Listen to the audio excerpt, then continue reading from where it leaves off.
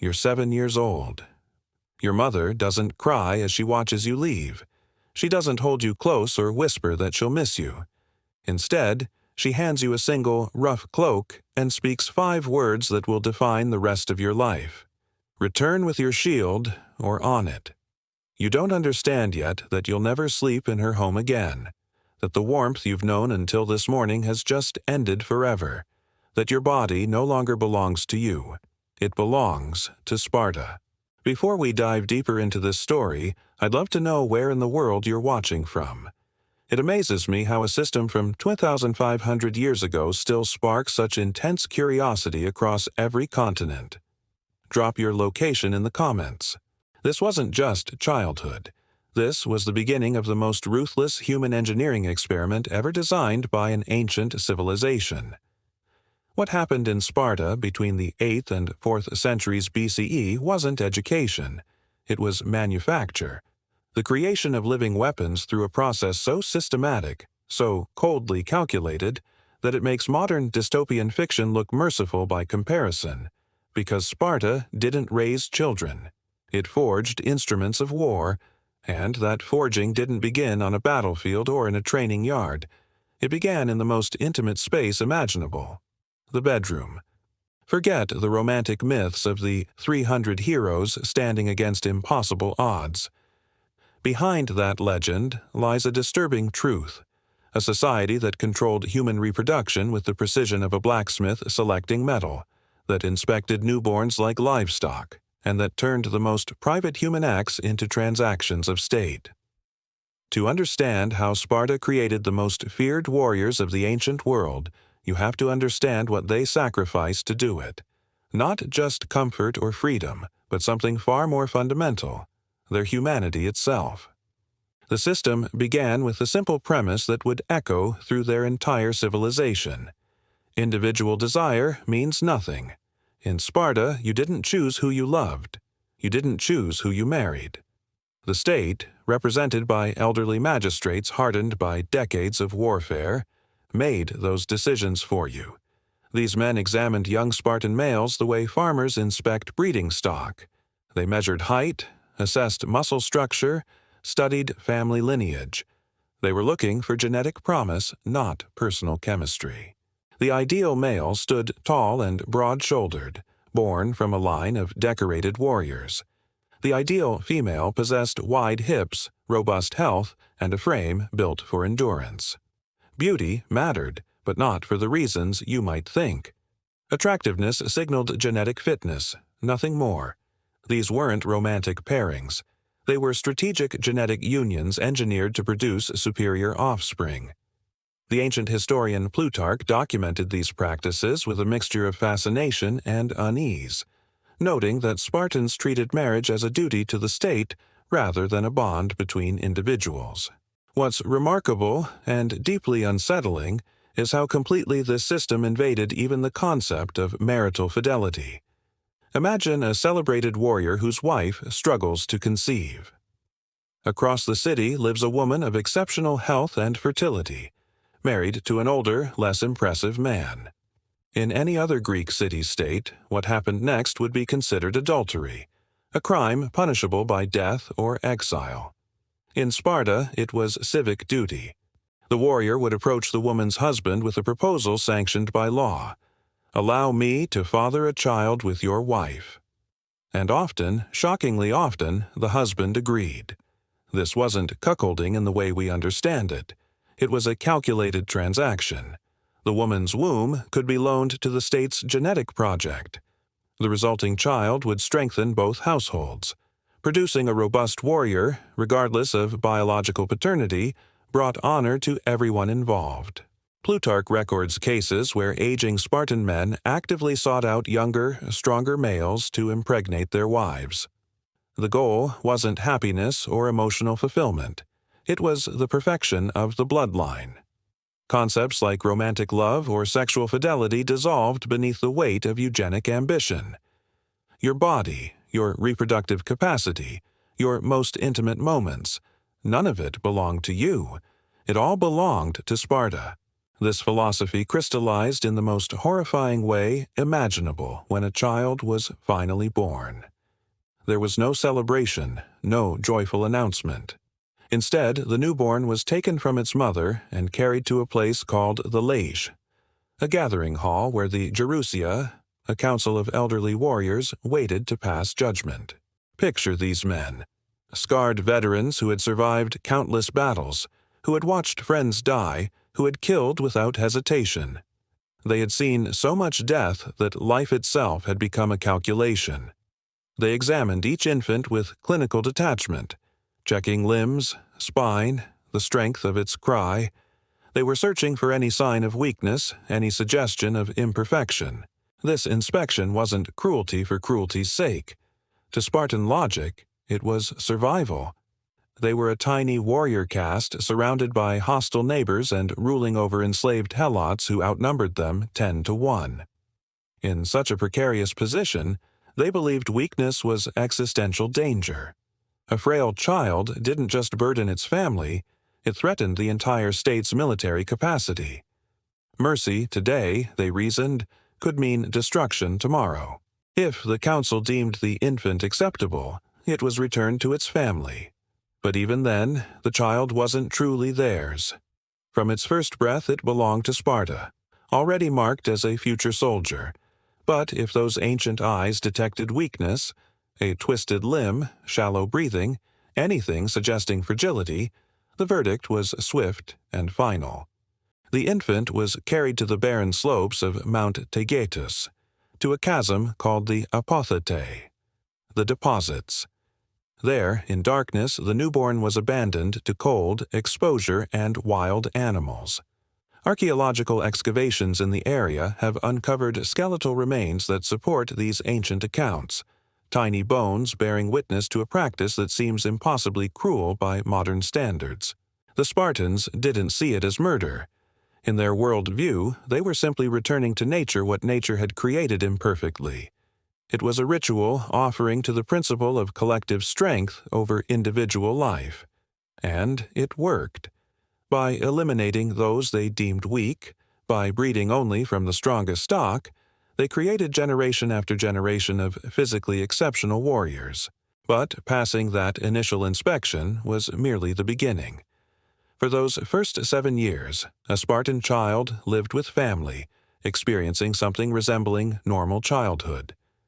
Then came the day everything changed, the day the state returned to claim its property. At 7 years old, every Spartan boy was torn from his home and inducted into the agoge, the most brutal training system the ancient world ever devised. This wasn't education in any recognizable sense.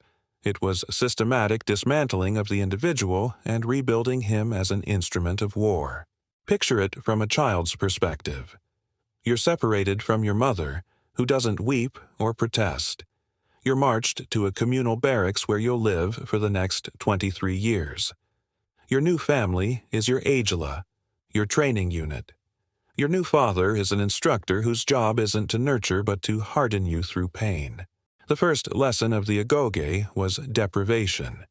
The boys slept on beds they made themselves, reeds torn by hand from the riverbanks. No knife permitted. Their clothing consisted of one rough tunic, worn year-round through scorching summers and freezing winters. And above all, they were kept perpetually hungry. Food rations were deliberately insufficient. This wasn't neglect, it was calculated strategy. The boys were expected to supplement their meals through theft. Stealing food from the city wasn't just permitted, it was required. The Spartans believed this taught stealth, cunning, and initiative, skills essential for infiltrating enemy camps during war.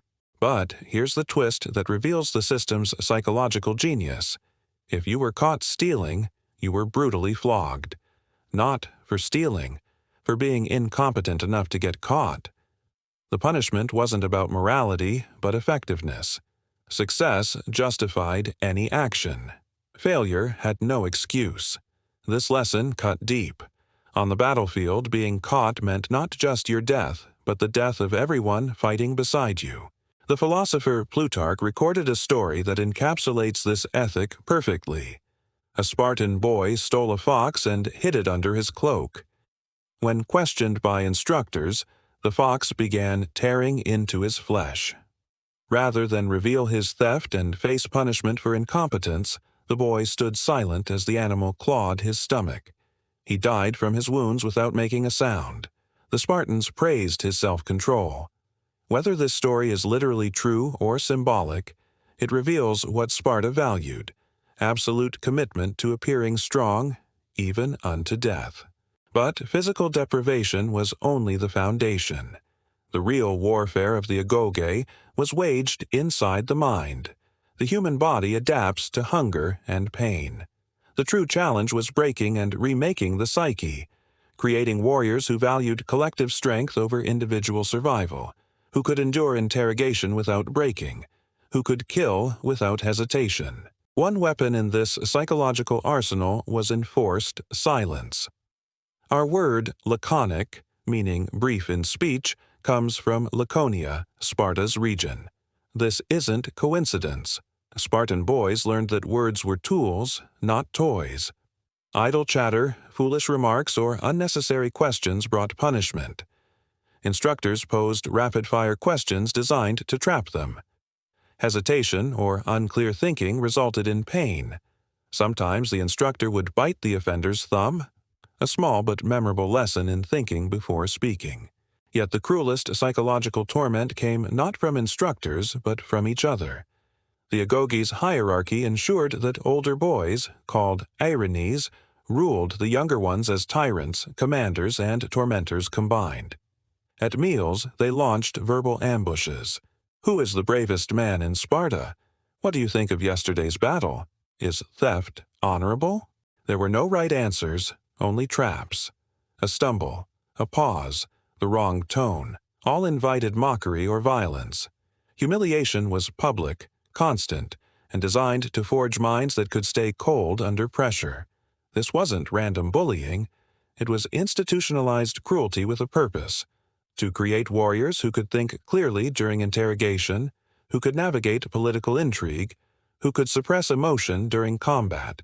Every interaction became a test. Trust no one fully.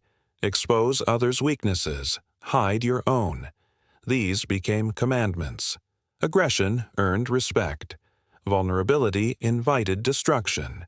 It was the law of the pack, supervised and encouraged by the state. This daily brutality culminated in one of the most horrifying rituals documented from the ancient world: the ceremony at the altar of Artemis Orthia. Artemis, goddess of the wild and protector of youth, demanded a test of endurance so severe that it became legendary across Greece. Cheeses were placed on the goddess's altar. The boys' task seemed simple: run forward, seize them, escape. But to reach the altar, they had to sprint through a gauntlet of older youths wielding whips. Leather lashes tore through skin with every step. Blood soaked the ground. And the true test wasn't speed or agility, it was silence. To cry out in pain was to disgrace yourself utterly. To show weakness was to fail Sparta. Plutarch himself described boys dying at that altar, smiling as their blood pooled beneath them, proud to have proven themselves worthy. Roman tourists later visited Sparta specifically to witness this ritual, which continued for centuries as a demonstration of Spartan discipline. When a boy survived the agoge, endured starvation and brutality, and the whipping post without breaking, he had proven something essential: that every trace of softness had been burned away.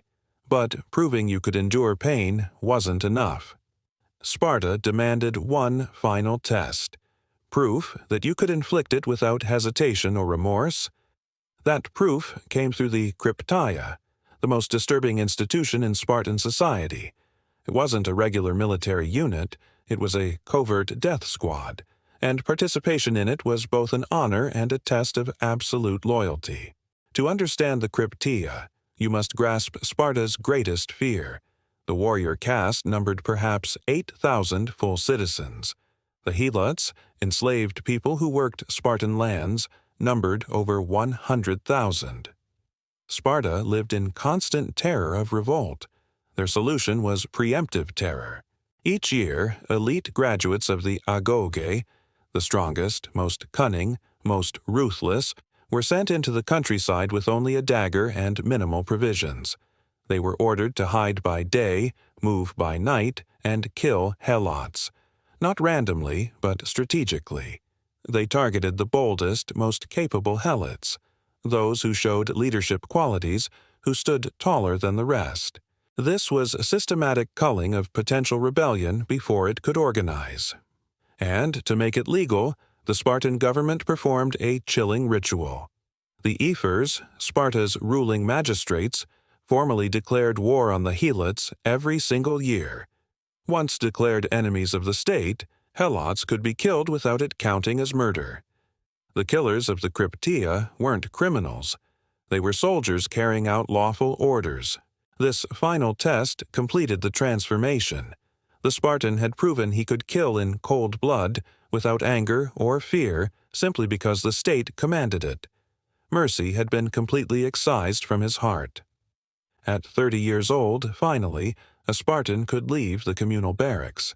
But his so-called freedom was illusory. A new duty awaited: reproduction. The killer now had to become a father, perpetuating the cycle that had created him. His bride had been chosen by the state based on the same criteria that selected him: physical strength and genetic promise. But Spartan women weren't passive vessels. They were partners in the eugenic project, shaped by their own rigorous training. While boys endured the agoge, girls underwent their own physical regimen. They ran, wrestled, threw javelins, and trained their bodies for one primary purpose: producing healthy warriors. In a Greece where women were typically confined to domestic spaces, Spartan women stood apart, educated, physically powerful, and taught to manage estates while men lived in barracks. Ancient sources describe Spartan women with a mixture of admiration and shock. They were taller, stronger, more outspoken than other Greek women. They owned property, participated in public festivals partially nude during athletic competitions, behavior that scandalized the rest of Greece but served Sparta's goal of displaying physical fitness. These women became legendary for their cold discipline. The phrase, "return with your shield" or "on it," came from Spartan mothers. It meant, come home victorious or dead, but never in defeat. When news of a battle reached the city, other Greek mothers wept.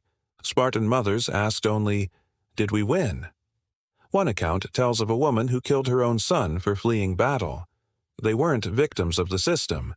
They were its enforcers, guardians of the ideology itself. Marriage in Sparta reflected this pragmatism. The ceremony resembled an abduction. The groom didn't court his bride. He seized her in a staged ritual. Attendants shaved her head, dressed her in male clothing, and left her waiting in darkness. He came secretly, fulfilled his reproductive duty quickly, and returned to the barracks before sunrise. This bizarre ritual had purpose. By keeping encounters brief and clandestine, the state prevented emotional bonds from interfering with military loyalty. Passion without attachment, that was the goal. Two products of Spartan indoctrination, male and female, joined not by love but by decree, their mission singular: to produce the next generation of weapons. For 3 centuries, this machine operated with terrifying efficiency. Sparta dominated Greece. Its warriors were unmatched. The very word Spartan became synonymous with discipline and martial excellence. But within this perfection grew a poison that would ultimately destroy everything. The first poison was demographic collapse. Sparta's ruthless standards, abandoning weak infants, accepting only the genetically superior, losing warriors in constant warfare, created an ever-shrinking citizen pool. Other Greek cities could replenish armies with slaves granted citizenship or conquered peoples integrated into society. Sparta could not. Every warrior lost in battle represented decades of training and irreplaceable genetic stock. By the 4th century BCE, Sparta could field only a fraction of the forces it once commanded. The excluding machine that made them strong also made them rare. The second poison was inflexibility. The agoge created perfect soldiers but not innovators. Spartans could follow orders flawlessly but struggled to adapt when confronted with new tactics. They were trapped by their own excellence, fighting 21st century wars with 8th century methods. The final blow came from success itself. When Sparta defeated Athens in the Peloponnesian War, Persian gold flooded their treasury. Wealth, the thing their austere system had specifically rejected, corroded their discipline. Land ownership became concentrated among the few. Greed replaced equality. The warrior spirit built on shared sacrifice rotted from within. Then came Leuctra. In 371 BCE, on a plain in Boeotia, the Theban general Epaminondas shattered centuries of Spartan invincibility with a simple innovation. Instead of spreading his forces evenly, he concentrated his left wing 50 men deep and drove it straight into the Spartan right, where their king fought with the royal guard.